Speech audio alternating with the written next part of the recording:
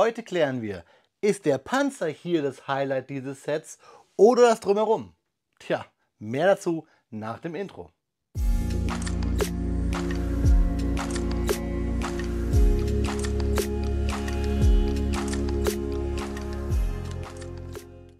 Willkommen in der Norpenklötzchenscheune.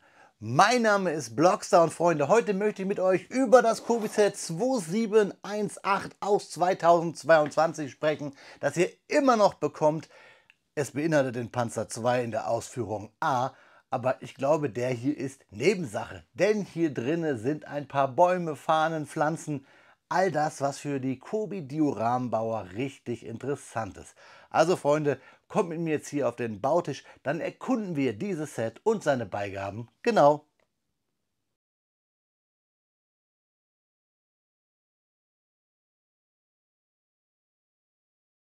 Ja, Freunde, da haben wir die 2718 aus der Historical Collection World War II von Kobi auf dem Bautisch liegen. 250 Steinchen an der Zahl, unser Panzer II in der Ausführung A im Maßstab 1:48.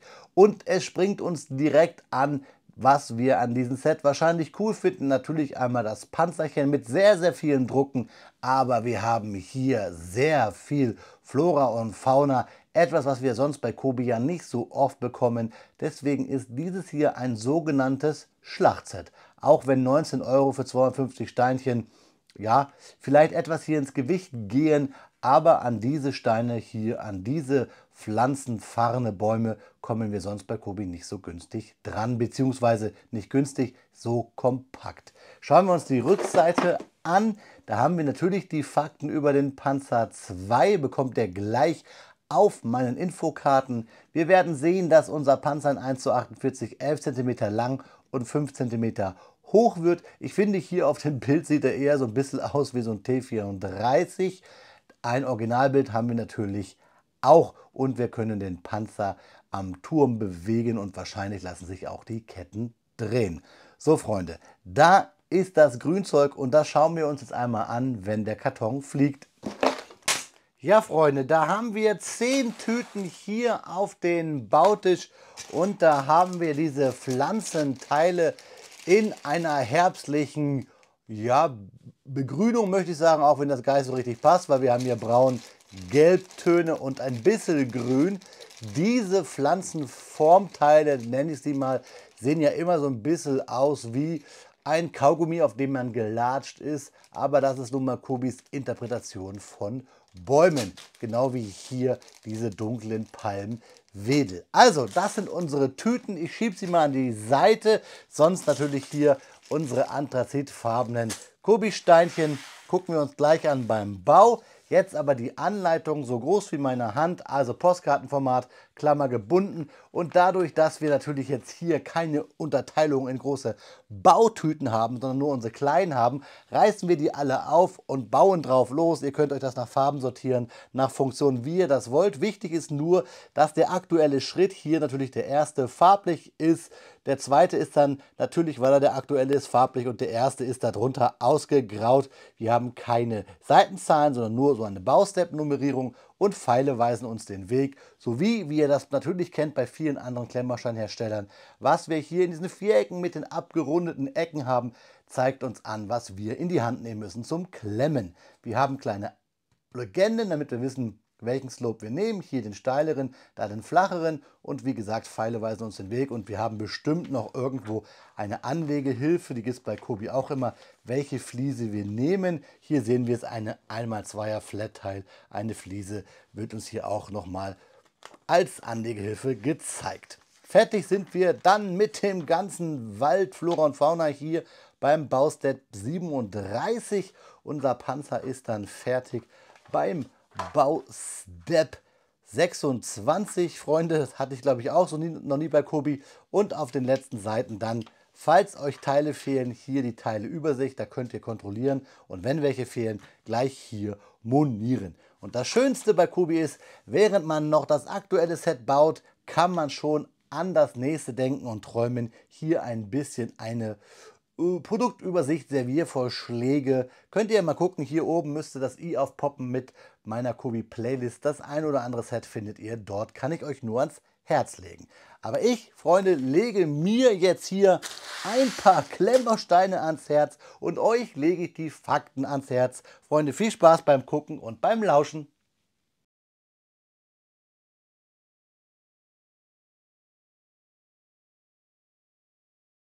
Speedbildzeit ist Faktenzeit und eigentlich müsste ich mit euch heute über Bäume, Büsche und Fahne sprechen, aber natürlich sprechen wir über das historische Vorbild dieses Sets. Wir sprechen über den Panzerkampfwagen 2. Der Panzer II, offiziell als Panzerkampfwagen 2 bezeichnet, war ein deutscher leichter Panzer, der in den frühen Jahren des Zweiten Weltkrieges eingesetzt wurde. Ursprünglich als Übergangslösung konzipiert, während größere und technisch anspruchsvollere Panzermodelle wie der Panzer III und der Panzer IV in Entwicklung waren, spielte der Panzer II eine wichtige Rolle in den ersten Kriegsjahren, insbesondere im Rahmen der Blitzkriegsstrategie in Polen und Frankreich. Die Entwicklung des Panzer II begann in den 1930er Jahren, nachdem das deutsche Heer die Notwendigkeit erkannte, eine stärkere Panzerwaffe zu entwickeln. Die ersten Prototypen wurden 1934 fertiggestellt und die Serienproduktion begann schon 1935. Der Panzer II wurde bis 1943 in verschiedensten Varianten produziert, wobei insgesamt etwa 1800 Einheiten gebaut wurden. Der Panzer II war mit einer 20 mm Kanone KWK 30L-55 und einem koaxialen 7,92 MG34 Maschinengewehr ausgestattet. Diese Bewaffnung war in den ersten Kriegsjahren gegen leicht gepanzerte Fahrzeuge und Infanterie effektiv, stieß jedoch bald an ihre Grenzen, als bessere gepanzerte feindliche Fahrzeuge auftraten. Der Panzer hatte eine Besatzung von 3 Personen, den Fahrer, den Schützen und den Kommandanten, der gleichzeitig als Ladeschütze fungierte. Die Panzerung des Panzer II variierte je nach Modell zwischen 13 mm und 30 mm, was ihn vor leichten Infanteriewaffen schützte, jedoch anfällig für schwere Antipanzerwaffen machte. Der Panzer war relativ leicht und wog etwa 9,5 Tonnen, was ihm eine hohe Mobilität verschaffte. Angetrieben wurde er von einem Maybach HL62 TRM Motor mit einem 6-Zylinder-Benzinmotor, der 140 PS leistete und eine Höchstgeschwindigkeit von bis zu 40 km/h ermöglichte. Der Panzer II wurde in fast allen Feldzügen der Wehrmacht von 1939 bis 1941 eingesetzt, einschließlich der Invasion Polens, des Westfeldzuges gegen Frankreich und der frühen Phasen des Feldzuges gegen die Sowjetunion. Obwohl er für den direkten Kampf gegen andere Panzer nicht ideal war, wurde er häufig zur Aufklärung und zur Unterstützung der Infanterie verwendet. Es gab mehrere Varianten des Panzer II, wie die Ausführung A, die wir hier gerade bauen, sowie Ausführungen wie des Panzer II C mit verbesserter Panzerung und Motorleistung, sowie spezialisierten Versionen wie den Flammpanzer II, der mit Flammenwerfern ausgestattet war, und der Marder II, eine Selbstfahrlafette mit einer stärkeren Pak 40 Antipanzerkanone, um die Kampfkraft gegen feindliche Panzer zu erhöhen. Trotz seiner begrenzten Feuerkraft und Panzerung spielte der Panzer II eine entscheidende Rolle in den frühen Jahren des Zweiten Weltkriegs bei der Wehrmacht. Er bot wertvolle Erfahrungen in Panzerdesign und Einsatz, die für die Entwicklung späterer deutscher Panzermodelle genutzt wurden. Heute ist der Panzer II ein wichtiges Studienobjekt für Militärhistoriker und ein beliebtes Exemplar in Kriegsmuseen weltweit, wo er als Symbol für die frühe Phase der gepanzerten Kriegsführung dient. Ja, Freunde, das waren die Fakten zum Panzer II. Wir schauen uns jetzt einmal das Kobi-Set zum Panzer II hier genauer an. Viel Spaß beim Review. Nach einer halben Stunde Bauzeit steht er da, unser Panzer II in der Ausführung A, das Kobi-Set 2718. Und ich muss euch sagen, Freunde, es kommt ziemlich mickrig daher. Ich bin nicht so der größte Fan dieser 1:48 Panzerserie, obwohl ich hier schon einige mein eigen nennen kann. Ich kann euch mal hier den Panzer IV, den Panther, den T34 und auch den Sherman zeigen. Alles schöne kleine Sets, die sogar Spaß gemacht haben zu bauen, aber beim Panzer II hier wirkt das doch etwas aus dem Rahmen gefallen. Ich finde, dieses Fahrzeug wirkt irgendwie komisch. Es sieht nicht so ganz aus wie ein Panzer II, finde ich. Es schielt auch, der Turm ist so versetzt, ist er beim Original ja auch so ein bisschen, aber irgendwie kommt das hier in den Proportionen nicht so gut rüber. Schön ist, dass wir hier sehr, sehr viele Drucke haben. Ihr seht es hier, die Luken hier vorne auch. Aber ihr habt es vielleicht gerade schon gesehen, mir fehlt hier ein Teil. Kobi hat mal wieder Mist gebaut und mir hier ein falsches Teil beigelegt. Ich zeige es euch, deswegen starten wir auch gleich so. Ich muss mich kurz einmal strecken. Und zwar hat mir Kobi hier zwei, ja, Steine beigelegt. Wir haben einen nämlich hier unten drunter. Ich zeige es euch. Da zwei von der gleichen Pfeilung. Ihr seht es, da fehlt mir der richtige Stein. Schade, Kobi. Und auch hier blöd, dass unser Achsgelenk hier vom Turm gleich so eine Stressmarke bekommt. Ein Problem, was wir bei Kobi immer schon kennen. Die Balkenkreuze hier, die frühen des Polenfeldzuges, die gefallen mir auch ganz gut. Aber sonst, ja. Dieses Fahrzeug wirkt irgendwie, ja, wie ein James Bond Ungetüm, wie der Drache von Jagd bei Dr. No. Mir gefällt er überhaupt nicht. Die Ketten laufen einigermaßen gut für so ein 1:48 Set. Und wir haben hier unten mal eine ganze Menge Noppen zu sehen. Wenn ihr den Speedbild euch anguckt, dann seht ihr auch, dass ich hier ein bisschen Probleme hatte. Ich habe es nämlich einmal verkehrt herum in der Anleitung gelesen. Das war aber mein Fehler. Also, ihr bekommt gleich Detailbilder und dann seht ihr, dass hier ein Stein fehlt. Das Gute ist, dass ich jetzt endlich mal ein Video machen kann für euch, nur mit der Thematik, wie bekomme ich die richtigen Teile, wenn Kobi mir die falschen oder gar keine geliefert hat. So viel zum Fahrzeug an sich. Das ist aber nicht hier das Highlight des Videos. Das sind auch nicht die Ketten oder die Bügelperle, die wir hier über haben. Nein, das Highlight des Videos, und da wird es scharf gemacht, sind natürlich hier die grünen Elemente. Ich schiebe mal kurz den Panzer IV nochmal euch hier kurz vor die Linse. Da habe ich ein Video drüber gemacht. Der hat mir auch sehr Spaß gemacht zu bauen. Und auch hier der Panther. Da gab es ein Short drüber, sogar mehrere. Der hat mir sehr gut gefallen. Hat Spaß gemacht zu bauen. Und da erkennt man auch die Formen. Ebenso den T34, da habe ich auch einen Short zugemacht. Der hat auch Spaß gemacht und da erkennt man es richtig gut. Hier die typische T34-Form. Und ebenso natürlich auch hier der Sherman, ebenfalls als Short verwurstet, haben wirklich optisch was herzumachen.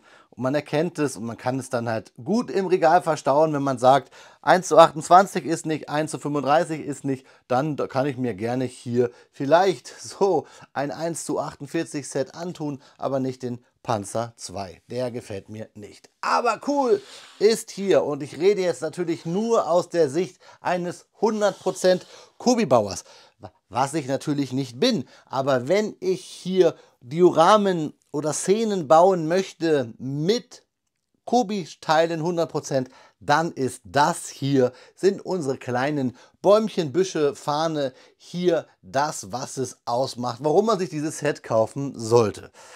Natürlich ist das hier nicht das bekannte Mold oder die bekannten Molds, das bekannte Muster, was wir kennen, wenn wir aus dänischen Portfolio uns begreifen, beziehen. Nein, wir haben hier die Kobi-typischen Steine, aber dafür auch gute, beziehungsweise die bekannte Dialektik, sage ich mal. Wir haben hier diese platzgewalzten Kaugummiteile, so nenne ich sie mal, dieses weichere Gummi, das wir auch schon auf so manchen Sturmgeschütz oder auf so manchen Jagdpanzer schon bei Kobi verbaut haben. Wir haben auch solche Platten hier so als Formteile für Erhebung im Waldboden schon gesehen. Ganz cool finde ich hier den Pilz, und auch diese kleinen Fahnen haben wir gesehen, zum Beispiel auch schon bei der BR 52. Ähnlich ist dann hier zum Beispiel, dass wir diese Blätter hier als, ich weiß gar nicht, wie das heißt es auch Blätter, bei den Palmen gesehen haben, zum Beispiel beim Kübelwagen aus der Wüste, nur in einer anderen Farbe. Und hier auch wieder diese, ja, wie aus seinem Unterlegset, wo ihr sonst darauf frühstückt, ausgestanzt, diese Buschteile und unten dann ein bekanntes Wedge, beziehungsweise einen bekannten Stein, ein Eckstein. Ja, das ist halt Kobi, so definiert Kobi seine, bei Lego heißen sie Limp-Elemente, seine Pflanzenparts. Also dieses Grüne hier oben, dieses Farnige, das finde ich ziemlich cool. Gerade hier im dunklen Grün. Wie gesagt, ich habe es ganz oft noch als helleres Grün für die Palmen. Und dann hier unsere größte Szenerie aus unscharf ins Scharfe. Hier mit Steinen und sogar hier runterhängen, so fahnenmäßig. Und diese Baumformteile. Beziehungsweise es sind ja gar nicht richtig nur Formteile, denn wir können es ja hier stecken. Wir sehen es hier 1, 2, 3, 4, 5 Elemente haben wir alleine für den Baum.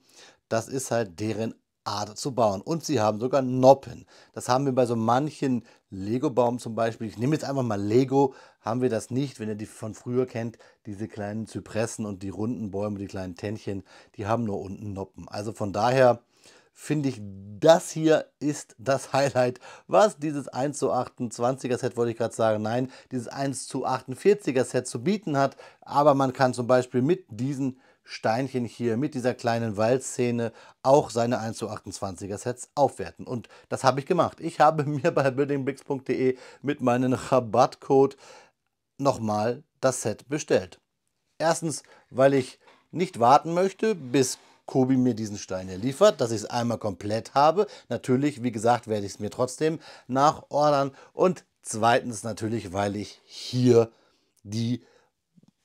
das Buschwerk, meinen grünen Daumen, was Klemmbaustein-Bewuchs aus dem Hause Kobi angeht, mir auf jeden Fall noch hier erweitern möchte, damit ich euch dann wirklich mal das ein oder andere Dioremchen bzw. Schaubild aus Klemmbausteinen aus 100% Kobi zeigen kann. Ja, der Panzer kriegt einen Daumen runter, das Grünzeug kriegt ihr, wenn ich wirklich nur aus der reinen Kobi-Brille gucke, auf jeden Fall einen Daumen hoch, Freunde. Ihr bekommt jetzt auf jeden Fall noch einmal bewegte Detailbilder unseres Panzer 2 und dann schauen wir uns zum Abschluss noch einmal, nicht zum Abschluss, zum Abschluss noch einmal in die Augen, liebe Freunde.